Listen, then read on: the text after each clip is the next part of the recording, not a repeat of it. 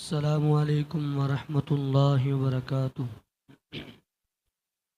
نحمده ونصلی علی رسولہ الکریم، اما بعد، اعوذ باللہ من الشیطان الرجیم، بسم اللہ الرحمن الرحیم۔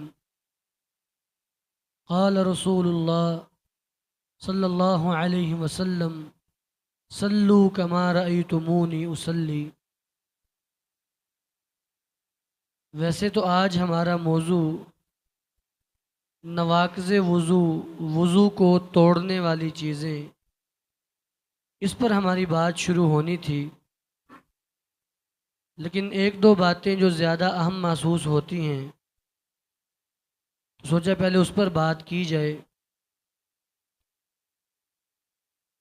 ہم سب یہاں پہ اپنی اصلاح کے لیے جمع ہوتے ہیں،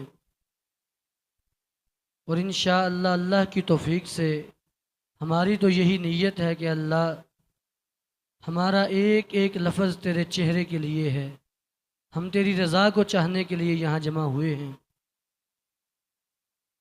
اس کی مثال ایسے سمجھیں کہ میں اکثر طلباء کو یہ بات کہتا ہوں کہ جب آپ اپنے گھر سے نماز کے لیے نکلتے ہیں، مثال کے طور پہ فجر کی نماز ہے، آپ نماز پڑھنے کے لیے آ رہے ہیں، راستے میں بہت سے گھر ان کی لائٹیں بند ہیں، وہ سوئے ہوئے ہیں، اور یہ دیکھ کے آپ کی آنکھوں میں آنسو نہیں آتے تو پھر ابھی آپ صحیح داعی نہیں بنے۔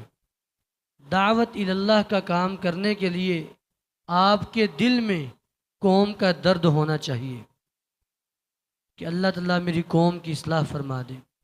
بہرحال جو دو باتیں ہیں اس میں سے پہلی بات صحیح بخاری کی حدیث، وعن انس بن مالک رضی اللہ تعالی عنہ قال قال رسول اللہ امرنا ان نلصق القدم بالقدم والمنکب بالقدم۔ حضرت انس بن مالک بیان فرماتے ہیں رضی اللہ تعالی عنہ کہ نبی علیہ الصلاۃ والسلام ہمیں حکم دیا کرتے تھے کہ ہم قدم کے ساتھ قدم ملائیں اور کندھے کے ساتھ کندھا ملائیں۔ یہ صف کا طریقہ ہے، صف بنانے کا۔ اور ایک روایت میں نبی علیہ السلام مسجد میں آئے، میں الا تصفون کما تصف الملائکۃ عند ربھا، تم ویسے صف کیوں نہیں بناتے جیسے فرشتے اللہ کے ہاں صف بناتے ہیں۔ صحابہ اکرام نے پوچھا، اللہ کے رسول، فرشتے اللہ کے ہاں کیسے صف بناتے ہیں؟ میں تراسو، آپس میں مل جاؤ، وسد الخلل، اور یہ پاؤں کے درمیان جو خلل ہے، دراڑ ہے، اس کو بند کر دو۔ پاؤں کے ساتھ پاؤں ملا کے کھڑے ہو۔ میں جب پاؤں نہیں نہ ملاتے تو شیطان جیسے بکری کا بچہ کسی جگہ گھس جاتا ہے، ایسے شیطان گھس جاتا ہے اور آ کے تمہیں نماز میں خیالات ڈالتا ہے۔ ممکن ہے کسی ذہن میں یہ بات آئے اگر ہم پاؤں ملا لیں گے تو شیطان جو ہے وہ ٹانگوں کے درمیان سے گزر جائے گا۔ ایسا نہیں ہے، شیطان بڑا متکبر ہے، اس نے آج تک سجدہ نہیں کیا حضرت آدم کو، اس کو نہیں پتا جہنم کے بارے میں، اللہ کے عذاب کے بارے میں، اپنے تکبر میں وہ اڑا ہوا ہے۔ کیسے ہو سکتا ہے وہ انسان کی ٹانگوں سے گزر جائے؟ تو لہٰذا میرے بھائیوں، صف کے اندر اس بات کا خیال رکھا کریں۔ نبی علیہ الصلاۃ والسلام آپ تیر کے ساتھ صفیں سیدھی کروایا کرتے تھے کہ پاؤں کے ساتھ پاؤں ملاؤ، کندھے کے ساتھ کندھا ملاؤ، ایسے زیادہ سینہ نکال کے کھڑے ہونا آپ نے اس کو بھی ناپسند کیا۔ صف کی درستگی یہ نماز کا حصہ ہے۔ دوسری بات وہ یہ کہ نبی علیہ الصلاۃ والسلام کے صحابہ کے بارے میں جناب ابو ہریرہ بیان فرماتے ہیں، سنن نسائی کی روایت، کان اصحاب رسول اللہ صلی اللہ علیہ وسلم لا ینصرفون حتی ینصرف رسول اللہ صلی اللہ علیہ وسلم۔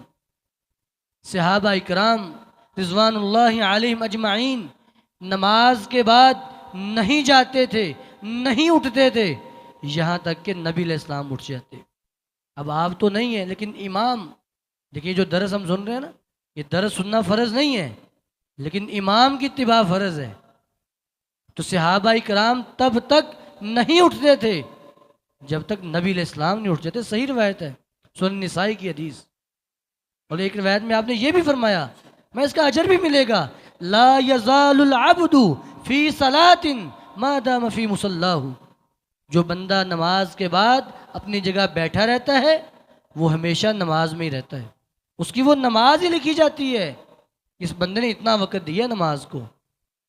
تو اس لیے جب آپ آ گئے ہیں اللہ کے لیے تو پھر شریعت کے مطابق کوشش کریں اپنے آپ کو شریعت کے سانچے میں ڈالیں، جب تک امام نہ اٹھے تب تک نہیں اٹھنا چاہیے، الا کسی کی مجبوری ہو، وگرنہ عام حکم یہی ہے کہ جب امام اٹھ جائے اپنی جگہ سے پھر آپ اٹھیں۔